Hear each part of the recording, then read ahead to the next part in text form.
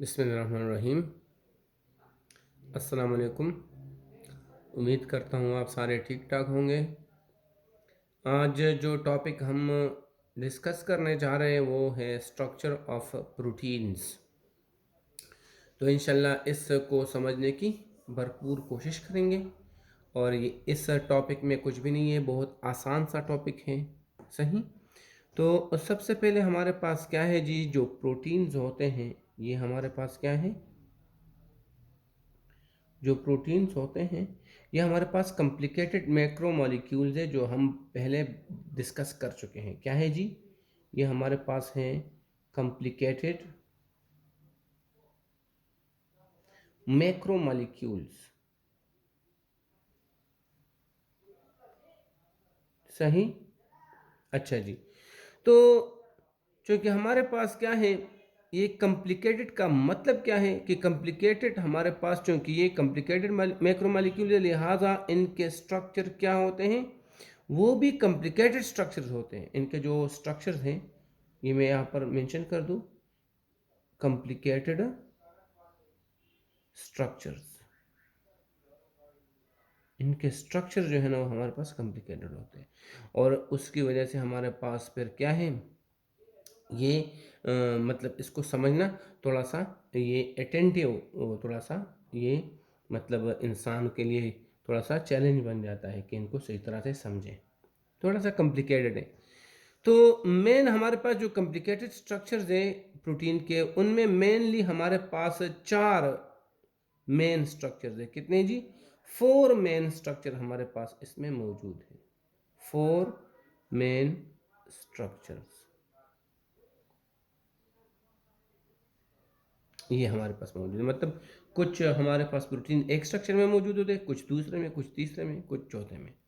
तो मुख्तलिफ प्रोटीन्स मुख्तलिफ स्ट्रक्चर्स में मौजूद होते हैं। ये चार हमारे पास मेन स्ट्रक्चर हैं, और इन चार स्ट्रक्चर्स को इंशाल्लाह हम यहाँ पर डिस्कस करेंगे।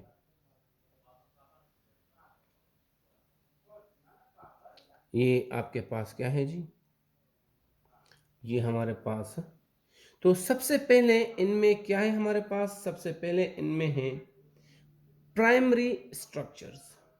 सबसे पहले इनमें है प्राइमरी स्ट्रक्चर्स। ये देखिए, प्राइमरी स्ट्रक्चर हमारे पास होते हैं। दूसरा जो हमारे पास है उनको कहते हैं सेकेंडरी स्ट्रक्चर्स। क्या है हमारे पास, सेकेंडरी स्ट्रक्चर्स। थर्ड हमारे पास है, इनका जो है वो हमारे पास टर्शरी स्ट्रक्चर्स। Tertiary structures. और फोर्थ हमारे पास है क्वाटरनरी स्ट्रक्चर्स। Quaternary structures. ये हमारे पास चार मेन स्ट्रक्चर्स हैं। जो डिफरेंट प्रोटीन्स वो इन चार डिफरेंट स्ट्रक्चर्स में मौजूद हैं, चार डिफरेंट स्ट्रक्चर्स में मौजूद हैं। सही। तो जो प्राइमरी स्ट्रक्चर्स होते हैं वो क्या होते हैं हमारे पास, इसकी थोड़ी सी डिटेल पढ़ लेते हैं, समझ में आता है ना। तो प्राइमरी स्ट्रक्चर्स में जो डिफरेंट अमाइनो एसिड्स होते हैं वो linked in a linear sequence होते हैं। जो व्हाट आर प्राइमरी स्ट्रक्चर्स में अंदर क्या है, different amino acids, different amino acids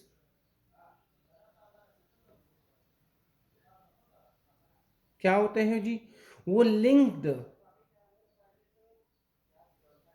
in a linear structure होते हैं। लीनियर स्ट्रक्चर में वो क्या होते हैं जी, आपस में लिंक टुगेदर होते हैं पेप्टाइड लिंकेज के जरिए। समझ में आता ही। तो ये हमारे पास प्राइमरी स्ट्रक्चर्स हैं, कुछ खास इसमें नहीं है।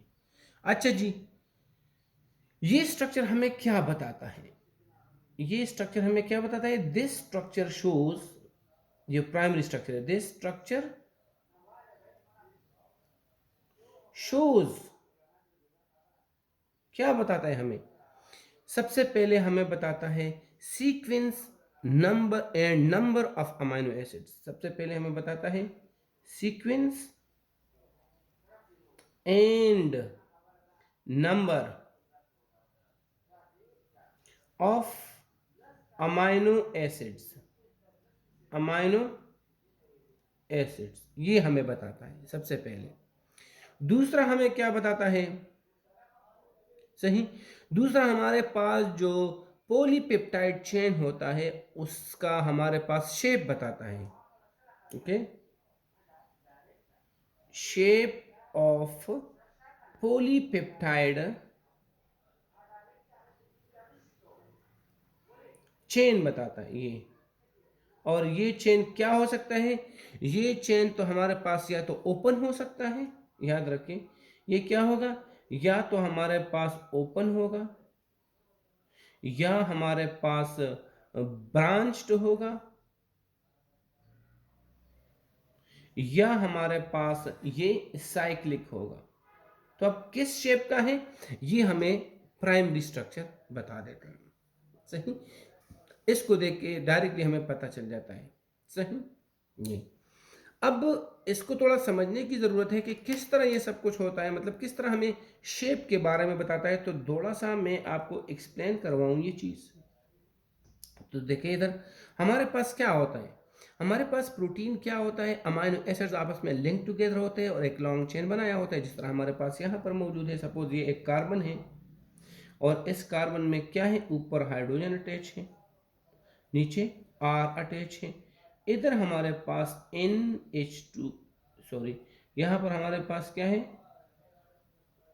NH2 अटैच है। सपोज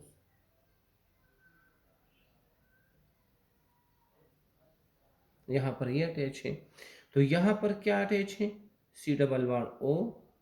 सही। और यहाँ जो OH था वो ख़त्म हो चुका है, OH वो जा चुका है कंडेंसेशन में। और इसी तरह हमारे पास जो नाइट्रोजन था दूसरे अमाइनो एसिड का, उसका एक H भी जा चुका है, यहाँ से H, यहाँ से OH जा चुका है। सही, यहाँ से ये H2O जा चुका है। तो कार्बन नाइट्रोजन ने हमारे पास ये बॉन्ड बनाया हुआ है। इस नाइट्रोजन के पास अभी भी एक हाइड्रोजन मौजूद है, एक जाने के बाद एक अभी रहता है। और ये हमारे पास दूसरा अमाइनो एसिड है, उसका हिस्सा है। दूसरे अमाइनो एसिड का हमारे पास सेंट्रल कार्बन ये है, आर इसके साथ अटैच है, और यहाँ पर अटैच है C डबल बॉन्ड O और सपोज OH। तो देखिए ये शेप है हमारे पास। ये सिर्फ मैंने एक बता दिया, इस तरह बहुत सारे अमाइनो एसिड्स उसके कार्बन और नाइट्रोजन मिल जाते हैं, H2O निकल जाता है और हमारे पास एक लीनियर सीक्वेंस बन जाता है। अगर इसको हम थोड़ा सा जनरली करें, ये तो मैंने सिर्फ एक आपको कर दिया दो अमाइनो एसिड्स का, जनरली अगर थोड़ा सा हम इसको समझने की कोशिश करें तो हमारे पास डिफरेंट अमाइनो एसिड्स मिलते हैं। किस तरह मिलते हैं? सपोज हमारे पास एक अमाइनो एसिड ये है, सही। दूसरा अमाइनो एसिड ये पेप्टाइड लिंकेज है, दूसरा अमाइनो एसिड ये है, सही। अब तीसरा अमाइनो एसिड हमारे पास सपोज ये है, सही। चौथा अमाइनो एसिड हमारे पास ये है।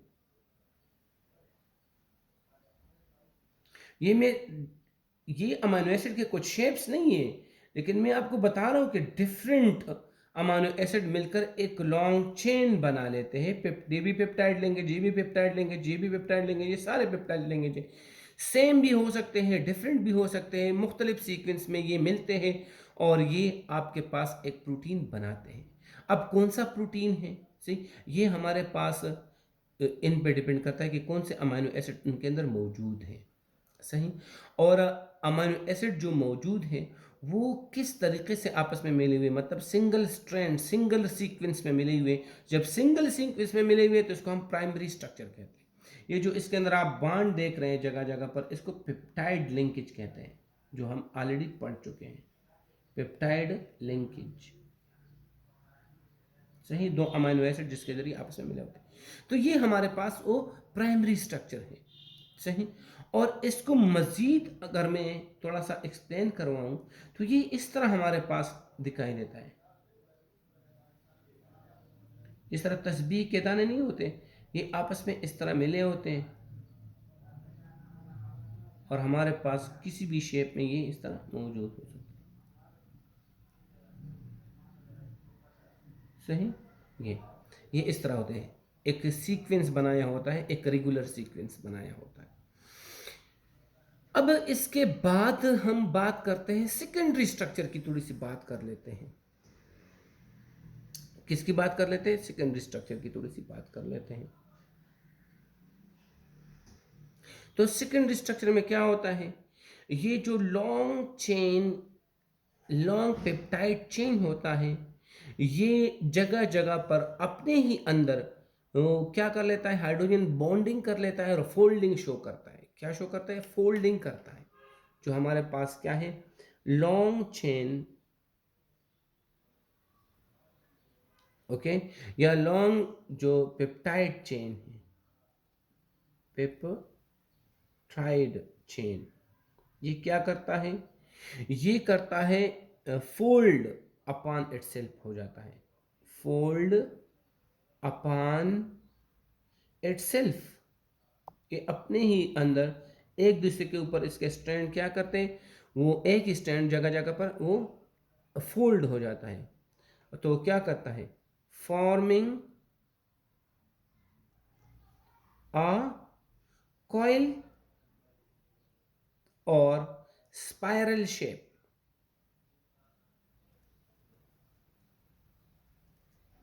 ये स्पाइरल शेप बन जाता है। सही।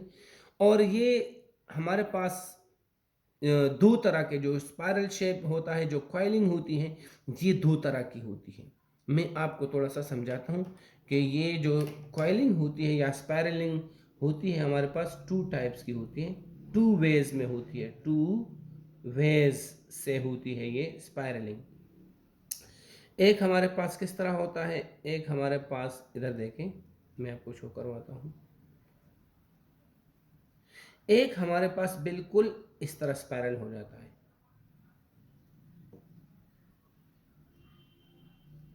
ये देखें, एक इस तरह स्पाइरल होता है। और जो दूसरा हमारे पास होता है वो किस तरह स्पाइरल होता है? वो इस तरह नहीं होता, बल्कि वो जो स्पाइरल होता है वो किस तरह होता है?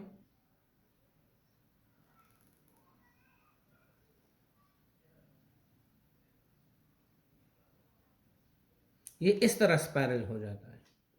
सही। अब जब इस तरह स्पाइरल होता है, इसको कहते हैं अल्फा हीलिक्स फॉर्म। इस चीज को कहते हैं अल्फा हीलिक्स फॉर्म। ये अल्फा हेलिक्स फॉर्म है।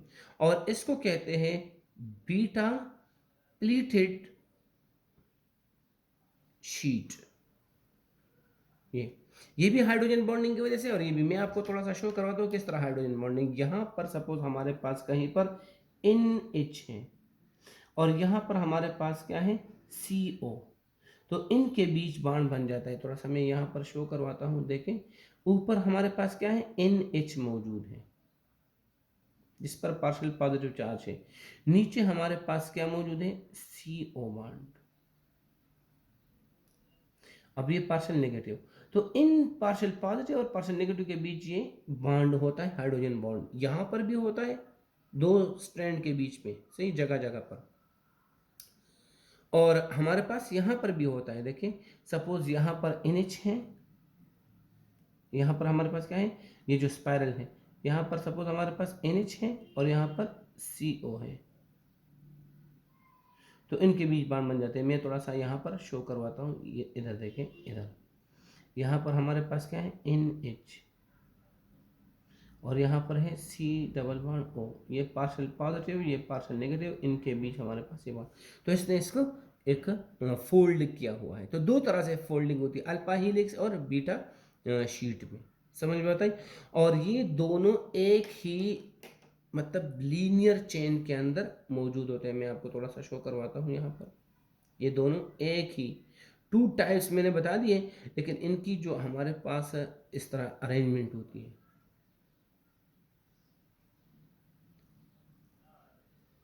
इसके बाद ये है,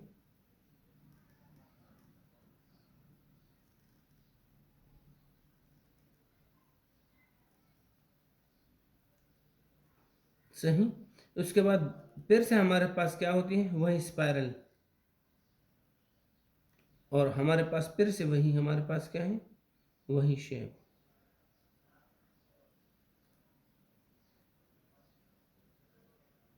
तो ये हमारे पास ये सिस्टम है। एक ही सीक्वेंस में ये भी होता है और ये भी होता है, ये भी होता है और ये भी होता है, तो दोनों हमारे पास एक ही वो उसमें आ जाते हैं, ये हमारे पास। अब हम आगे की तरफ जाते हैं। आगे की तरफ हम जाते हैं और हम क्या है, ये सेकेंडरी था जो हमारे पास फोल्डिंग, सिर्फ फोल्डिंग इसमें होती है। तीसरे में हम टर्शरी की बात करते हैं, तो टर्शरी में क्या होता है, टर्शरी में हमारे पास रीफोल्डिंग होती है, लॉन्ग पेप्टाइड चेन। ओके, क्या है, फर्दर रीफोल्डिंग, फोल्डिंग एंड रीफोल्डिंग। तो हमारे पास है long chain, long peptide chain जो होता है, पेप्टाइड चेन, ये क्या करता है, चेन फर्दर फोल्डिंग एंड रीफोल्डिंग कर लेता है। सही, फोल्डिंग एंड रीफोल्डिंग कर लेता है on itself, on itself. और हमारे पास क्या बन जाता है, and gives rise to 3D structure, and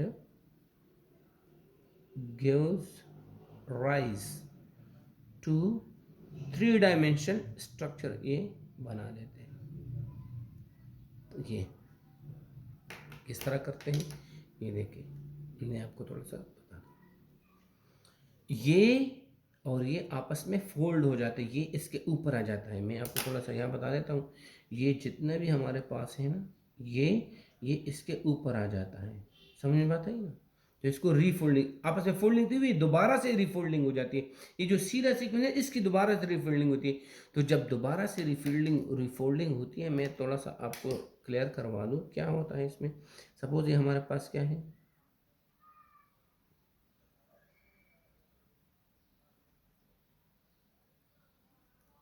ये फोल्डिंग, सही, और ये जो आपके पास है बीटा कॉम्प्लेक्स, बीटा प्लीट, ये। अब दोबारा से यहाँ पर क्या होता है, सॉरी,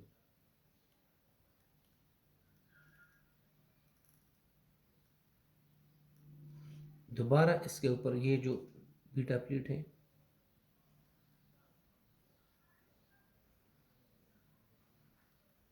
ये इस तरह हो चुका होता है। दोबारा से यहाँ से तो आप देख सकते हैं ये एक स्ट्रैंड बन जाता है इस तरीके से।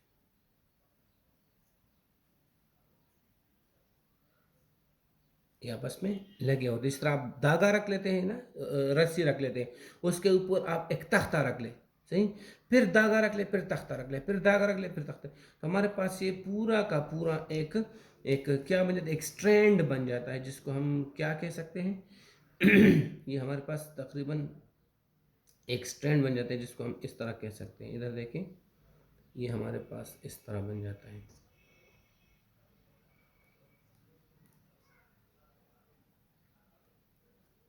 ये हमारे पास देखें, इसके अंदर क्या होता है, ये स्पाइरल शेप भी होते हैं, सही, और देखें बीटा वो भी होता है, फिर इसमें स्पाइरल शेप होते हैं, सही।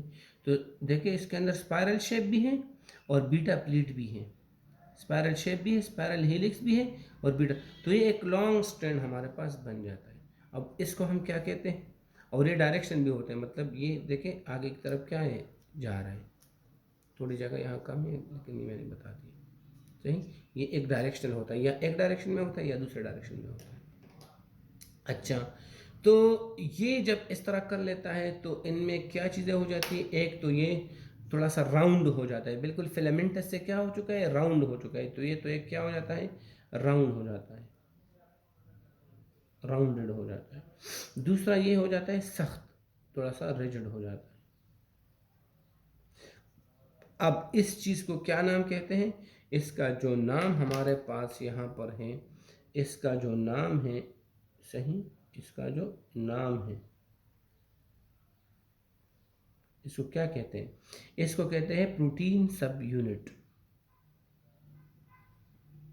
प्रोटीन सब यूनिट कहते हैं इसको। ये प्रोटीन सब यूनिट है, ये जो हमारे पास ये शेप है।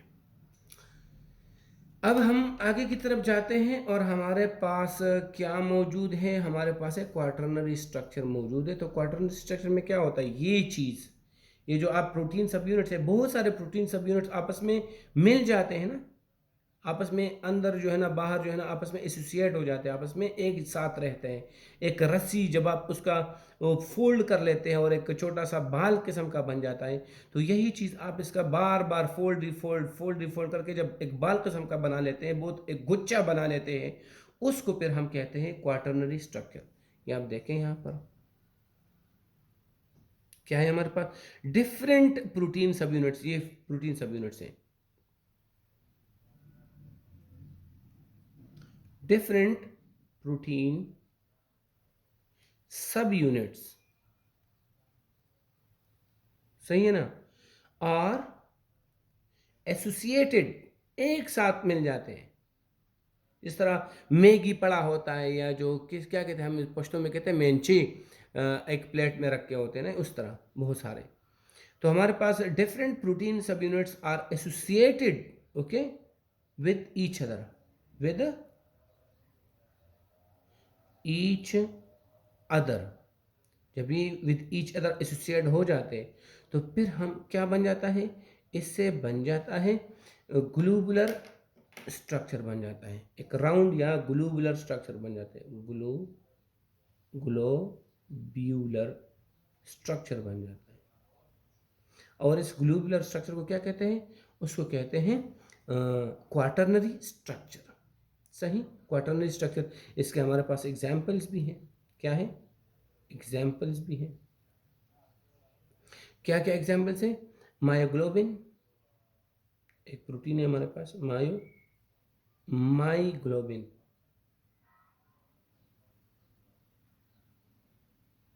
ये ऑक्सीजन को स्टोर करने का काम करता है, मायोग्लोबिन। और दूसरा है होमोग्लोबिन, हेमोग्लोबिन, ये कैरी करने का काम करता है inside the blood. Myoglobin storage का काम करता है, ये ऑक्सीजन को कैरी करने का काम करता है।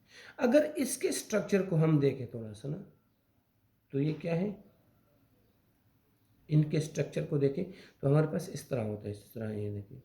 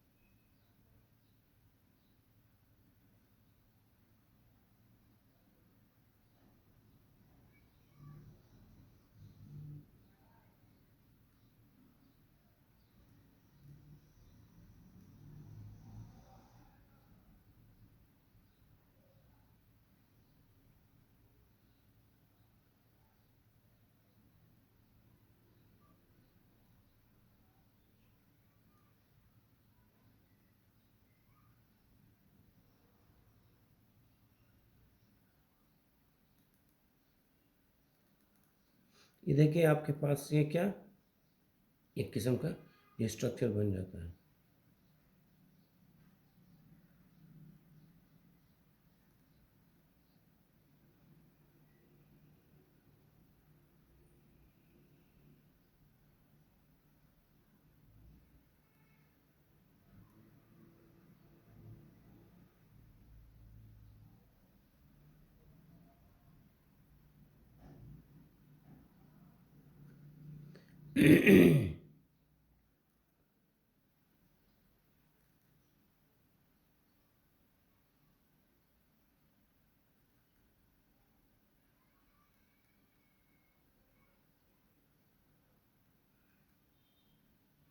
देखिए ये एक 3D स्ट्रक्चर बन चुका है, बहुत ज़्यादा चीज़ें आपस में मिल चुकी हैं, सही, बहुत ज़्यादा चीज़ें आपस में मिल चुकी हैं।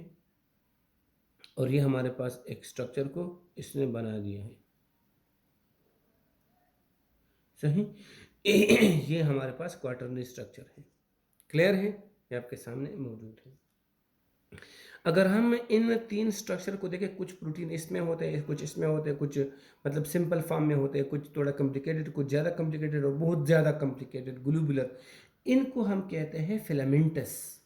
ये जो हमारे पास आम तौर से ये जो प्रोटीन्स हैं, ये जो प्राइमरी, ज़्यादातर इसको हम क्या कहते हैं, इसको फ्लैटेंड कहते हैं, फ्लैटेंड प्रोटीन, अलग अलग प्रोटीन है। और इसको फिलामेंटस प्रोटीन कहते हैं, फिलामेंट्स, फिलामेंटस प्रोटीन्स कहते हैं। जो हमारे पास ये वाले प्रोटीन्स होते हैं